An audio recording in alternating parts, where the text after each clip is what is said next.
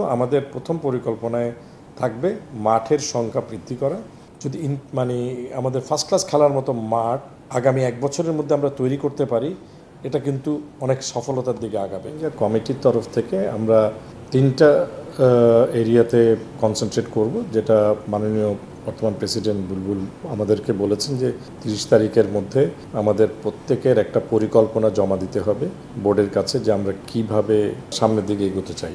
আমরা অবশ্য আমাদের কাজগুলো চলমান ছিল, তার কিছু দৃষ্টান্ত আপনারা দেখেছেন। গ্রাউন্ডসের প্রথম সমস্যা হলো আমাদের যে পরিমাণ খেলা পরিচালনা করতে হয় এখন, সেই পরিমাণ মাঠ বাংলাদেশে আমাদের এখতিয়ারের মধ্যে নেই, যে কারণে এবং ঢাকার মধ্যে খেলার পরিমাণটা অনেক অধিক। আপনি যদি আজকে চিন্তা করেন, ঢাকার থার্ড ডিভিশন কোয়ালিফাইং থেকে শুরু করে স্কুল ক্রিকেট, জুনিয়র ক্রিকেট সব মিলে আমরা গত বছরে প্রায় 2900 প্রায় 3000 ম্যাচ ডে খেলা হয়েছে আন্তর্জাতিক খেলা নিয়ে। এর বাইরেও বিভিন্ন দল তারা সেন্টার উইকেট প্র্যাকটিস করেন, তার মানে মাঠগুলো ব্যবহার হতে থাকে। মিরপুরে সবচেয়ে সমস্যা হলো যে মিরপুরে স্বাভাবিক খেলার বাইরেও প্রতিটি দলই তার উইকেটের মধ্যে প্র্যাকটিস করেন, সেন্টার উইকেট ন্যাশনাল টিম করেন, মহিলারা করেন, অন্যান্য দল করেন। তো সেই জন্য আমাদের প্রথম পরিকল্পনায় থাকবে মাঠের সংখ্যা বৃদ্ধি করা। গত বছর আমরা যেটা করেছি যে বেশ কিছু মাঠ আমরা ভাড়া নিয়েছিলাম। আমার কাছে মনে হয়েছে যে আমরা একটা মাঠ বিসিবি ক্রয় করলে যেই পরিমাণ টাকা খরচ করব, আমরা মাঠ ভাড়া নিয়ে সেই পরিমাণ টাকা সাশ্রয় হবে। খালি একটি এক্সাম্পল দেই, আমরা দুটো মাঠ ক্রয় করতে যাচ্ছিলাম যেখানে আমরা 100 কোটি টাকা খরচ করতে চাচ্ছিলাম, আর আমরা পিকেএসপি থেকে যখন মাঠ ভাড়া নিয়েছি আমাদের প্রতি বছর 1 কোটি টাকার মতো খরচ হবে। তার মানে এই 100 বছর লাগবে এই দুটা মাঠের সফলতা পেতে। তো সেই ক্ষেত্রে ভাড়াটা আমাদের জন্য, এখন আমরা ঢাকার বাইরেও আলাপ করছি। আজকেও আমরা সাভারের দিকে একটা মাঠ দেখতে গিয়েছে আমাদের দল।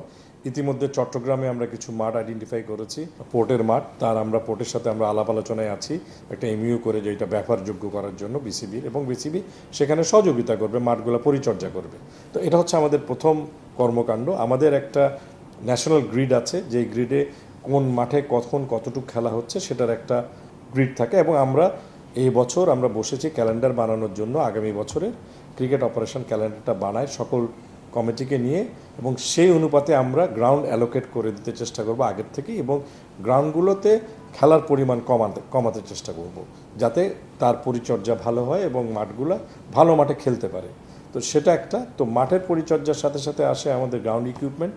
আমরা গত 2 বছর কোনো ইকুইপমেন্ট ক্রয় করা হয়নি বিভিন্ন কারণে, সেখানে আমরা ডিরেক্ট ক্রয়ে যাচ্ছি। যেরকম আমাদের গ্রাউন্ড পিচ কাভার আমরা যদি লোকাল মার্কেট থেকে নেই, তার 1/4 আমরা ডাইরেক্ট ইম্পোর্ট করতে পারি। তো আমরা ওইখানে সাশ্রয় করছি। তো প্রথম গ্রাউন্ড তৈরি করা, এবং এর মধ্যে আমরা পরিকল্পনার মধ্যে আপনি জানেন ফতুল্লার 2টো মাঠকে আমরা পরিচর্যা করছি, এবং আমরা চেষ্টা করব পূর্বাচলের 2টো মাঠ। আপনি জানেন রাজশাহীতে একটা মাঠ এনএসসি করছে, রাজশাহী না, আমরা বরিশালে। সো আশা করব যে এই 5টা যদি আমাদের ফার্স্ট ক্লাস খেলার মতো মাঠ আগামী 1 বছরের মধ্যে আমরা তৈরি করতে পারি, এটা কিন্তু অনেক সফলতার দিকে আগাবে।